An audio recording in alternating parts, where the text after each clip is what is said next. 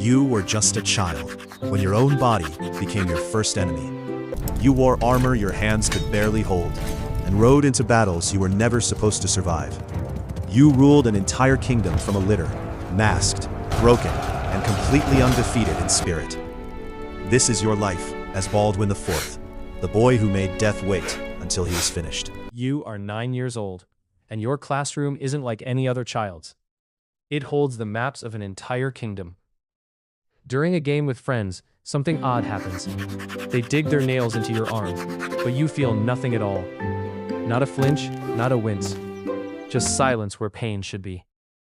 Your tutor William watches you carefully, his wise old eyes carrying a weight you don't yet understand. He has seen this before, and it breaks his heart to see it in you. The royal physician examines your hand and speaks the word that will follow you for the rest of your life: leprosy. You stand alone in front of the mirror and study yourself, not with fear, but with the cold focus of someone making a decision. The morning of your coronation, servants dress you in robes heavier than anything you've worn before. You are 13 years old, and today childhood ends. The crown touches your head, and the cathedral falls completely silent. Every noble, every priest, every soldier holds their breath. You are now Baldwin IV, King of Jerusalem.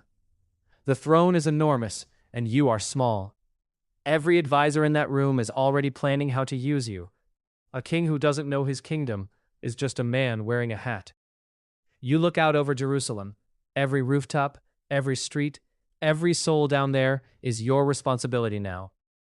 At 15, your body is already changing. You will ride with your knights, and that is the end of the discussion. Your hands can no longer feel the grip of the sword the way they used to, so you train twice as hard to compensate. Word reaches your court like a stone dropped in still water. Saladin is marching with an army, 20,000 strong. Before the sun rises, you are already in armor, already breathing the cold morning air of a day that could be your last. You feel no fear, only a very clear sense of purpose. The gates of Jerusalem open, and you ride out at the head of your army, 500 knights against 20,000. The people watching from the walls say nothing, because there are no words for what they feel.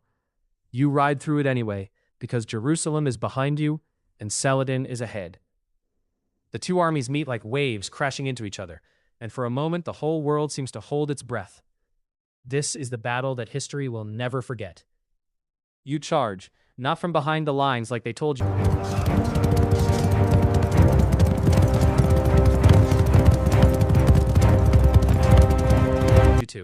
But straight through the middle of the chaos.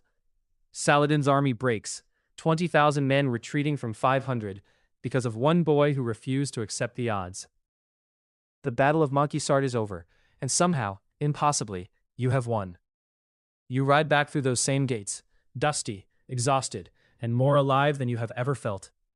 The crowd roars, and somewhere in that sound is the voice of every person you fought to protect. Victory bought you respect. But respect in a royal court is a currency that expires quickly. Every whisper behind every hand in that room is either a plot forming or a loyalty dissolving. Every powerful man in your court arrives with advice that somehow always benefits himself most. Your sister Sibylla is a political chess piece that every ambitious lord in the kingdom wants to move. You try to protect her, but a king cannot always choose love over strategy. Not every battle is fought with swords. Some of the most important ones happen across a table, like this one. Betrayal doesn't announce itself. It hides in the corridors you think are safe, and the faces you thought you knew. You file it away, say nothing, and wait. A good king always waits. Between battles and negotiations you write laws, decrees, protections for the poor, and the pilgrims who cross your land. A kingdom is not just defended with armies. The day comes when the mask stops being a choice and becomes a necessity, and you accept this without ceremony. Even Saladin, your greatest enemy, sends messengers with words instead of arrows sometimes. Respect between enemies is rare and fragile, but you guard it carefully because peace always costs less than war. Behind every public moment of strength, there is a private moment exactly like this one. Just you, a dying candle, and a body that keeps asking you to stop. You never do. At 21, You are holding together a kingdom that wants to tear itself apart from every direction. Outside enemies, inside traitors, and a body fighting its own war. But the kingdom still stands, and so do you. Every single morning begins the same way now. Attendance, bandages, and the slow ritual of preparing a body that no longer cooperates. You do it anyway, because the crown on that cushion is still waiting, and the kingdom cannot wait with it. You can no longer walk the corridors of your own palace, so you are carried through them with your head held high. They come to you with scrolls and soft voices, suggesting it is time to hand power to a regent. For your own good, they say. You hand the scroll back without a word and hold their gaze until they look away first. The day comes when you pick up your sword and realize your hands can no longer hold it the way a warrior should. You set it down slowly and decide that your mind will have to be your sharpest weapon from now on. You cannot ride into battle anymore, so you command it from the hill above, your voice carrying down to every soldier below. They fight harder knowing their king is watching, not from a palace, but from right there beside them. You name your young nephew Baldwin V as your heir, a tiny boy who has no idea yet what weight he is being handed. Guy of Lusignan was supposed to be your ally. Instead, he ignores your orders and gambles with lives that are not his to gamble with. You write to the Pope, to the kings of Europe, to anyone who might send help before it is too late. The people of Jerusalem do not see a sick king when you pass through their streets. They see their king.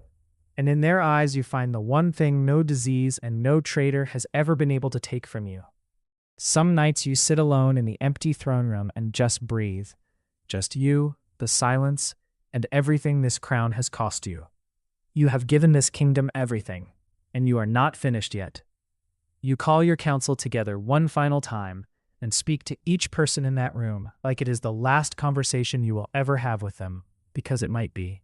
You dictate your will with the same precision you once used to plan a military campaign, every word deliberate, every decision final. A king prepares for death the same way he prepares for battle, with complete intention. The kingdom you have held together for over a decade is beginning to crack at every seam. The enemies outside are growing bolder, and the enemies inside are growing louder. One morning you ask to be carried through the city, not for any official reason, just to see it, to feel it, to breathe it in one more time. Jerusalem does not know this is goodbye, but you do. In your final days you call in those who wronged you, not for revenge, but to forgive them face to face. It takes far more strength to release a grudge than to hold one, and you have never been short of strength.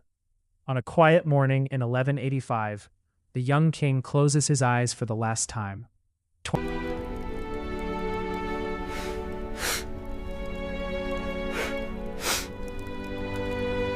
24 years old and completely worn through. When the news spreads through the streets of Jerusalem, the city goes quiet in a way that no battle ever made it. He left behind standing walls, written laws, protected roads, and a kingdom that outlived him by years because of the foundation he built alone. Not bad for a boy who was told his whole life what he could not do. Even Saladin, the man who fought him for years, is said to have spoken of Baldwin IV with genuine respect after his death. When your greatest enemy honors your memory, you know you lived exactly as you should have. 800 years later, the world still speaks his name, the boy king who was handed an impossible life and turned it into an immortal one. You were Baldwin IV, king of Jerusalem, the Leper King, and you were extraordinary.